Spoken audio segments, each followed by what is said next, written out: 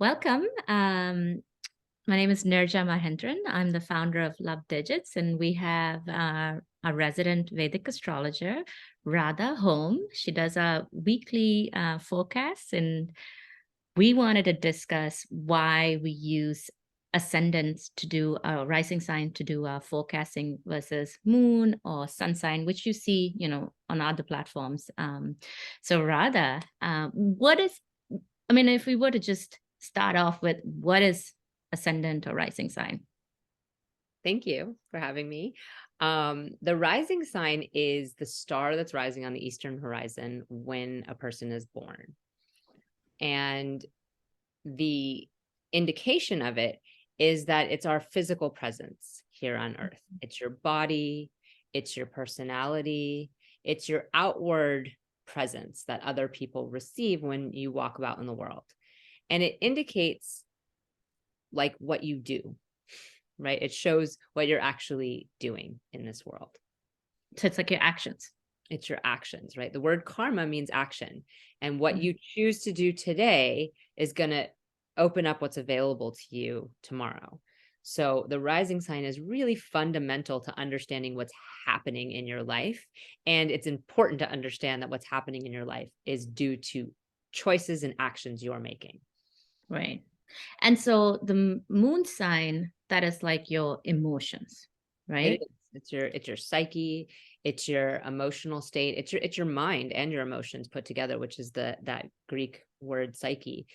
And it's your internal self. It's the part of you that's connecting to your romantic partners, to your family, to people that you know really well and intimately. And it's the you that you know, right? So we're all the protagonists in our own little play. And the moon is really that. Okay.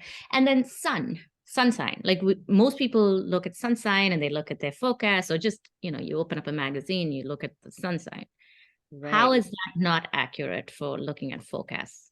Well, it's the problem with the sun sign for looking at forecasts. Well, I guess first I'll just say the sun is your connection to source. It's your Right. consciousness, it's your leadership, your authority, your power. It's the sign of, like, say, the government, or even the father, somebody who's in a place of power.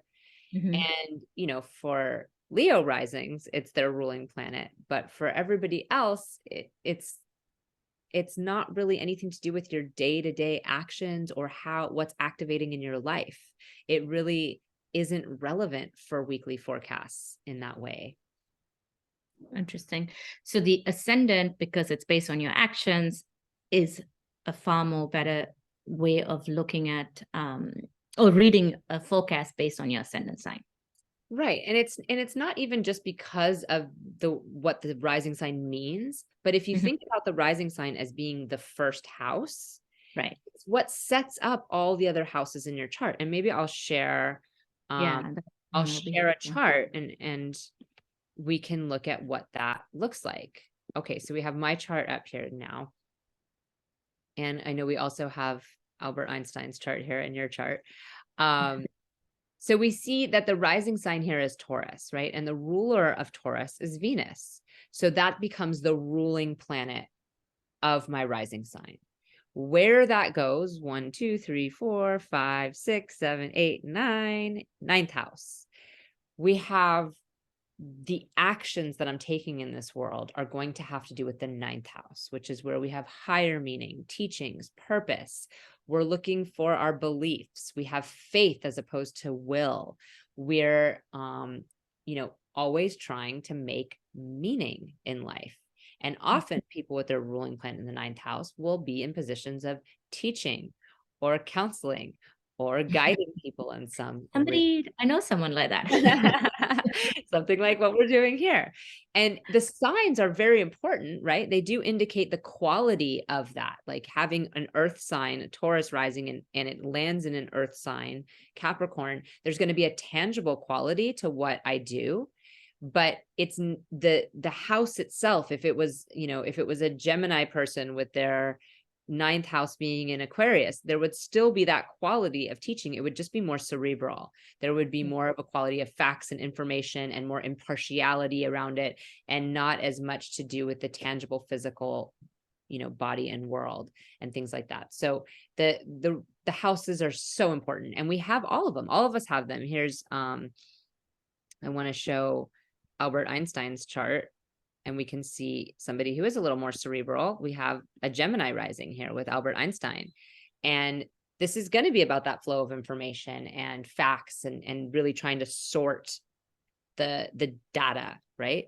And like a scientist would do. And it goes into, it's Mercury who rules Gemini, and it goes into his 10th house of career, of recognition, of status, of being one of the most famous people that's ever existed.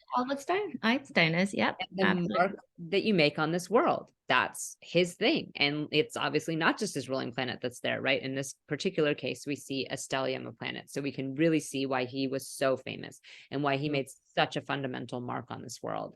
So does it matter that it's Pisces, that's this 10th house? Yeah, it's gonna have a lot of qualities that are Piscean. He was known for imagining himself on a beam of light, right? And that was how he came up with the speed of light, as opposed to doing it from a more externalized way. He had this quality of like embodying his discoveries, and they came to him in this sort of genius way. Well, that's the Piscean quality we're going to see there. But the fact that he's a scientist and in this world, he's not a guru. He wasn't a spiritualist, and he was a very spiritual man, right? But he wasn't a known for being some kind of spiritual leader. He was in the world of science. That's very much this Gemini quality, right? And even his Jupiter in Aquarius, but I don't want to get into all the details. So that ruling planet, where it goes, is what you're always doing. It's the thing you're making, everything, whether it's your career, whether it's your relationship, whether it's your walk to the grocery store. I'm going to be counseling someone and he's going to be finding a way to tie it into his higher status, recognition, career, and external responsibilities. So the ascendant, where it goes. So, I mean, the ascendant is always the first house. So the whole, right, how you figure out the housing system is based on where the ascendant goes. Absolutely. And the lord or the ruling planet of that ascendant is kind of like what you're here to do. Your main kind of where it goes, the house that it goes to. And when we do those weekly forecasts, what we see is it's going to be based on that for what the transits look like for you. So for Albert Einstein, we have that he's a Gemini rising. So what Mercury's doing is going to be very important week to week, because it's going to show where his attention is shifting. Right. And Mercury transits, in like a 3 week to 4 week, depends on retrogrades, of course, and these other things. So it's going to shift where his focus is on a regular basis. Now we could go to your chart, and you're a Capricorn rising, which is a Saturn ruled rising sign, and your focus stays somewhere for 2.5 years at a time. It's like, you spent the last 3 years with Saturn on your rising sign. It was all about, your own identity. And now it's in your second house in Aquarius, and it's 2 years there. You're going to be focusing on your security and your values. And so these weekly reports that we do not only take into account that transiting moon and what houses it's transiting for you, because the moon will be full in Virgo for all of us, or it'll be, a new moon in Aries for all of us, but it will be a specific house for each person. And it'll be a specific area of your life as a result of that house. And that is going to be way more important than the Aries quality itself for your life, for your actual life, and what's activating for you. And so that is super important. But in those forecasts, I also include the ruling planet information. So maybe not for a Capricorn as much. I'm not going to say week after week after week, you're still there in that second house. We'll focus more on the other things that are moving. But for a Gemini person, like Albert Einstein, or for a Taurus person like me, I'm very much going to talk about what Venus and Mercury are doing, because they are changing every few weeks, and it's going to certainly affect what shift of attention you're having from, that week to the next one, when there's that actual shift. So if people don't know their accurate birth time, or like can't find that anywhere, moms don't know, I know you offer birth time rectification through the app. You can schedule an appointment with Radha to do birth time rectification. Now, how does that work? How do you do that? Well, that's a really good question, Nirja, because a lot of people don't know their time of birth. And I often think maybe that's why there's that heavy emphasis on the sun. Um, Mm-hmm. or even the moon in India, because you can get a good reading from someone's moon. You can get a great feeling for the psychology and what they're experiencing emotionally with the transits. Because the But moon is it 2 days, 2.5 days? well, for the star, for this particular nakshatra, it's going to be really more like one day. But Okay. for the sign, the full constellation, yeah, it's going to be more like 2.5 days.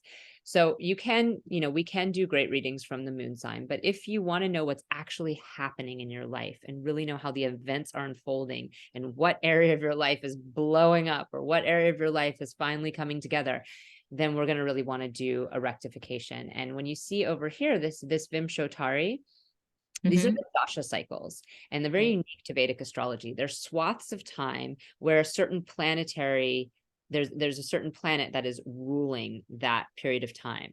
And in that cycle, the houses that planet rules are going to activate. So Mm-hmm. Saturn dasha for a Taurus person, it's going to be very much ninth and 10th house kind of things. Now there's a lot more nuance there because there's nakshatras that have rulers and there's the planets end up somewhere and we look at the transits, but let's just keep it simple right now and say, okay, so these are the areas of your life. Well, when we're Right. doing birth chart rectification, what we do is we go backwards. Mm-hmm. We say, okay, this was a time in your life when you had this major career shift, or you got married, or you had children, or you moved, or someone important to you died. And so we're going to rewind and look back in time at those periods and see how the dates, because you can see these are very specific dates. And this is just even two, they go down. This is the Mahadasha, and this is the next Bhukti period. But there's, you can get it to much more smaller to look at the precise day, or like for a time of birth for a child or something. If your child is born at a certain time, we can get it to that exact moment and we can see what houses we're activating and how accurate that is with the different birth time. So it's a Wow. process of rewinding based on dates and significant periods in your life and how that shows in not just the dashas, but also the transits. So I usually begin with the dashas and then I go into the transits to see if they also correlate. And it's a process because you have to really Right. go I mean, through. so you have to list out major significant things that happened, and Right. then you're able to backtrack it into looking at all the different dasha cycles, Mahadasha, and then narrow it down. And then you can get to that very specific time period to figure out the ascendant sign. Wow. Right. And Yeah. this is very unique to Vedic astrology, right? Because Western Absolutely. astrology doesn't There's no have, way to do this with yeah. Western astrology. I mean, there's another way to rectify, I'm sure, but this use of the dasha cycles and even the way the houses are set up in Vedic astrology, it just makes for timing of events much easier. And this is why it's so accurate telling you what's going to happen in your life, right? So if we're not doing a rectification, we're just doing a regular chart reading. That's why I can tell you, in 3 months time, wow, everything's going to shift in your life. Your life is going to totally change from being, in this sort of confusion and losing money and not knowing what's going on to all the pieces lining up for your career and your relationship or whatever the dasha cycle shows. So this is very, very, very specific to Vedic astrology. Yeah. That's awesome. So if we were to roll it back, the ascendant's important because the whole birth chart is based on where your ascendant is. Your houses, so the first house is always the ascendant, and then the ruler of that first house is kind of a big important part of how your whole trajectory is, and everything else, where all the planets go. Because you're going to say Venus is in seventh house or whatever, but if you don't have the ascendant right, your whole housing system's wrong. Right. And also what Venus means is different. Yeah. Right. Yeah. So like if for going to this Taurus rising, Venus is not necessarily the biggest indicator of love for a Taurus rising, right? Venus is indicative of the self. It's me. Whereas for a Scorpio person, Venus is their seventh lord. And for also Aries people. So for Mars ruled people, Venus is not just the indicator of love in this sort of way of being the planet that rules over love and relationships, it's actually literally your seventh lord. And what Venus is doing has everything to do with your relationships.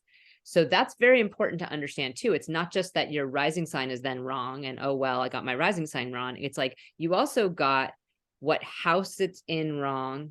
And then also what it's ruling, what Venus even means to you. Because everyone thinks Venus is love, but it's not. It's based on where it is in your birth chart. It's who that it's called a karaka, which is an indicator. So for all people, it represents our love, our happiness, and our relationships. But it indicates it in this way of, like, for me, for example, for a rising sign Venus person, it means that that's a part of my identity. Mm-hmm. But when we're looking at timing of events and things like that, Venus is not going to be bringing me relationships. Right. It's not. It might bring attention or some kind of quality that feels romantic or feels like love and stuff like that, but it's not going to actually activate that, right? Mars is going to activate that for Venus ruled people, because Mars rules the seventh house for both Libra and Taurus people. Right. And the only people it's going to really activate it for is going to be Aries and Scorpio people rising, Aries rising and Scorpio rising people, because it's going to rule their seventh house. Or somebody who has, a nakshatra, Venus ruled nakshatra that's in the seventh house or something like that. So we're going to see that is very important to know what your rising sign is and where it goes. Now, for relationship matching readings, right, I was going to come in that. Really do without the rising sign. It's not ideal, because you want to know, you want to know how your rising signs connect. That's super important too. And you also want to know what you and the other person are doing in their life. Right. Yeah. So knowing the rising sign is going to show what kind of person they are, because it's not just about how compatible you are, but it's about how they show up in their life and what their cycles are and what they're going through and things like that as well. Because, there's lots of compatible people out there, but they're not all going to match up with what you're looking for. And this is why, you might have really good relationships, like you date a lot of people and there are some really good experiences, but they're not the one for you, because you might not goes two ways, right? If some people might really look for somebody who has that life and that solidness that they look for in a person, but they might not have compatibility. And then other people might just always go for compatibility, but not necessarily look to make sure the person has their own ducks in a row. So the relationship matching in terms of compatibility, we really can do without the rising sign, because the primary part is how the planets meet each other, the synergy of one person's chart with another person's chart and how those planets meet. But of course, it's not ideal at all to not know the rising sign. We really don't know who the person is without their rising sign. Absolutely. And you offer compatibility, romantic compatibility matching as well through the app. So thank you. I mean, this has been very helpful. Just a very quick overview of, what the significance of Ascendant and getting that right for everything we do in Vedic astrology. And that's why we do those weekly reports like that, and also bigger reports for the transits, for especially for the long transits like Saturn and Jupiter and things like that. Because when those shift, it's not just Saturn moving into a sign, right? It's Saturn moving into your 10th house of career, or it's, Saturn moving into your 7th house of relationships. And it's really, it makes a huge difference to know what area of your life is activating. Right. And if you say Saturn in your 10th house, but if your ascendant's wrong, it's not 10th house. Right. So that whole thing is wrong. Absolutely. Awesome. Thank you so much. This has been very helpful. Thank you, Nirja. Aloha.